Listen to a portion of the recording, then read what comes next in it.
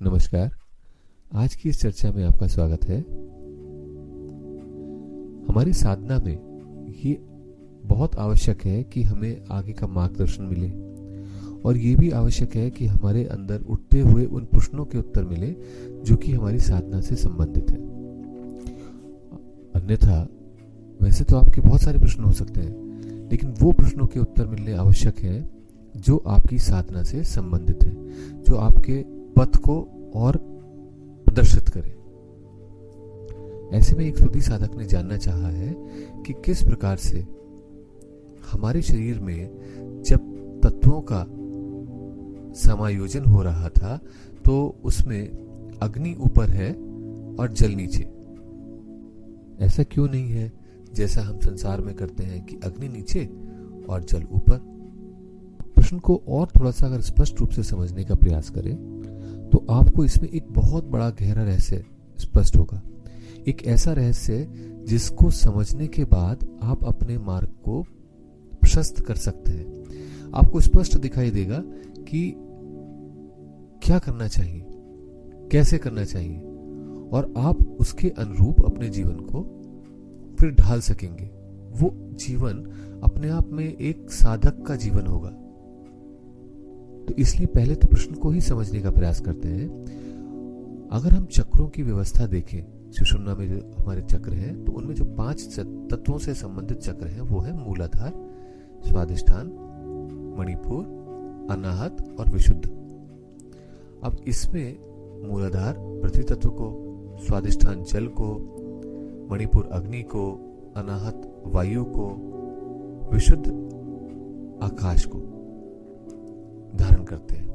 ये चक्रों में अगर आप क्रम देखें अब तो आप देखेंगे कि नीचे पहले पृथ्वी है, फिर जल है, फिर अग्नि है, फिर वायु है, फिर आकाश है। ऐसे में जो केंद्र हमारा, अगर हम फोकस का आज देखेंगे इस प्रश्न से रिलेटेड, वो है जल और अग्नि की पोजीशन पे। यानी नीचे पहले स्वादिष्ठान में जल है, फिर उसके ऊपर चढ़ने पर मणिपुर में अग्नि है। और यही कारण है कि हम देखें बहुत सारे साधक और योगी अटके रह जाते हैं स्वादिष्ठान तक, और बहुत सारे लोग, साधक लोग जो अपनी साधना में आगे भी गति कर लेते हैं, वो जब तक इस रोक को, इस नीचे की ओर होते हुए जल के प्रवाह को होल्ड नहीं कर लेते, वो आगे मणिपुर में या ऊपर की ओर गति नहीं कर पाते। तो ऐसे में स्वाभाविक है ये प्रश्न उठना कि ऐसा क्या है कि पृथ्वी के बाद अग्नि और फिर उसके बाद जल क्यों नहीं आया। क्योंकि फिर तो स्वतः ही सरल हो जाता, सहज हो जाता सभी के लिए कि वो अपने जीवन में उस अवस्था को प्राप्त कर सके जिसके माध्यम से वो पूर्णता को अनुभव कर सके। तो प्रश्न बनता है कि हमारे चक्रों में ये क्रम विपरीत क्यों। तो इसको समझने के लिए सबसे पहले हमें अपने चारों तरफ वातावरण में बाहर देखना चाहिए। और बाहर हम देखें तो आपको स्पष्ट दिखाई देगा कि कहीं नदी है, कहीं तालाब है, कहीं समुद्र है, और इन सभी में जल का स्रोत है और जल प्रवाहमान है। ऊपर अगर आप देखेंगे आकाश में तो अग्नि बरसाने वाला सूर्य वो प्रकट है। तो क्या कुछ ऐसा नहीं कि जैसा हमारे अंदर है जल और उसके ऊपर अग्नि।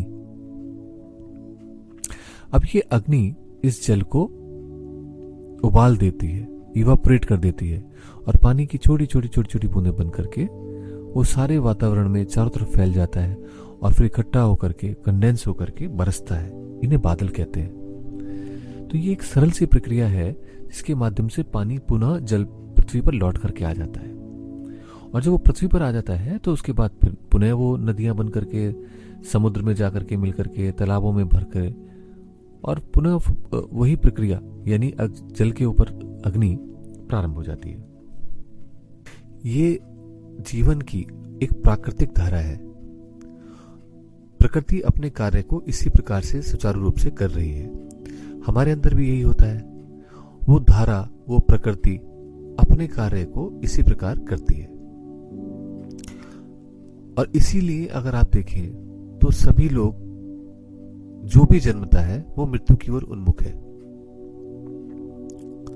क्योंकि धारा इसी प्रकार से बहती जाती है, फिर वो ट्रांसफॉर्म होता है शरीर, फिर दोबारा वो वापस आता है धरती पर, और फिर पुनः जीवन की गतिशीलता चलती रहती है। तो इसे हम धारा की गति कहेंगे।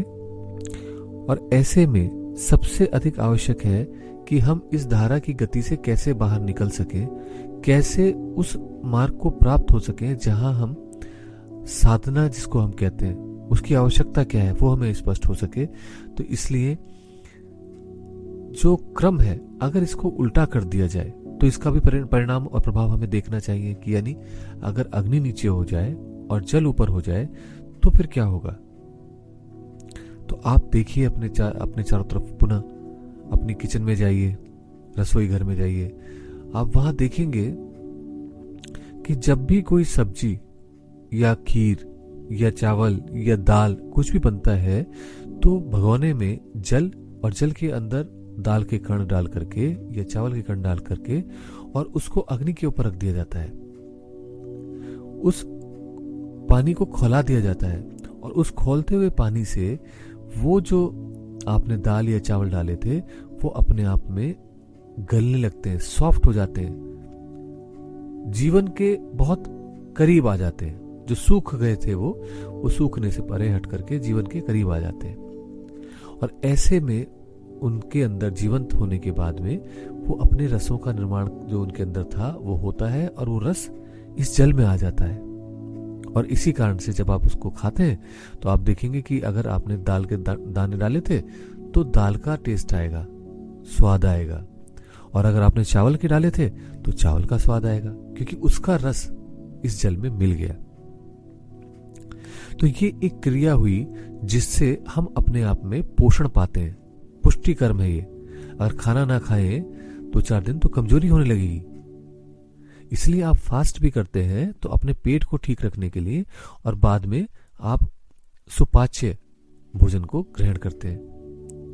तो इसका अर्थ ये हुआ कि वास्तव में हमारे जीवन को सस्टेन करने के लिए जो छोटा छोटा थोड़ा थोड़ा अमृत की क्वांटिटी हमें मिलती है, रसों की क्वांटिटी हमें मिलती है, वो तब मिल पाती है जब अग्नि नीचे हो और जल ऊपर।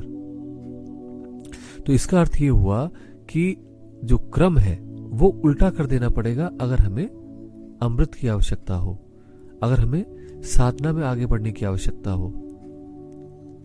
तो इसका सीधा सा अर्थ ये है कि प्रकृति ने हमें जो कुछ फिट करके दिया वो धारा के अनुरूप है, हमें कोई कुछ करने की जरूरत नहीं है, सब अपने आप ही पूरा जीवन सुचारू रूप से चलता रहेगा। आप कुछ ना भी करें साधना तो भी चलता रहेगा। लेकिन अगर आप अपने जीवन को उपलब्ध होना चाहते हैं, उसको और अच्छे तरह से जीना चाहते हैं, गहराई से उससे जुड़ जाना चाहते हैं, जो अवसर हमें मिला है इसका पूरा अनुभव ले लेना चाहते हैं, और मूलतः अपने सोर्स तक वापस पहुंच जाना चाहते हैं, तो ये आवश्यक है कि इस धारा को की गति को विपरीत धारा में कन्वर्ट किया जाए, उसको पलट दिया जाए। और इसी कारण से तंत्र में 2 शब्दों का प्रयोग किया गया है, रति और विपरीत रति। रति जिसके माध्यम से हम अपने जैसे को जन्म देते हैं, और विपरीत रति जिसके माध्यम से हम स्वयं को ही जन्म दे देते हैं। तो यही है वो साधनात्मक जीवन जिसे हम जीना चाहते हैं, और इसको जीने से हम अपने उन छुपे हुए बिंदुओं को भी ढूंढ के निकाल लेते हैं, जिसके माध्यम से हमें स्वयं का बोध हो सकता है। तो वास्तव में जो गति मृत्यु की ओर हो रहे थे, जो पल, वो साधना के माध्यम से अमृत की ओर गति होनी शुरू हो जाती है, और इसीलिए इसको मृत्योर माम अमृतम गमय कहा गया है। तो आप समझे होंगे कि एक छोटी सी प्रक्रिया मृत्योर माम अमृतम गमय में जो हिंट की गई है वो ये है कि आप जल को अग्नि के नीचे से हटा करके ऊपर लेके आइए। और ध्यान रखिए कि एक साधनात्मक प्रयोग है जिसको अभी हमने समझने का प्रयास किया है, और जितनी भी आप साधनाएं कर रहे हैं वो सभी साधनाएं एक प्रकार से प्रयास है कि आपकी अंदर तप की अग्नि बढ़े और आपका जल खोल करके आपको रसों की प्राप्ति हो, और रसों की प्राप्ति होने से ही आपके अंदर क्षीर सागर का यानी खीर का रस का निर्माण हो, वो रस जिससे आपको वाइटलिटी प्राप्त हो। और इसीलिए नाभि ध्यान जो मणिपुर चक्र से जहां अग्नि है वहां से हम करते हैं, उसकी इतनी अधिक महत्ता हो जाती है।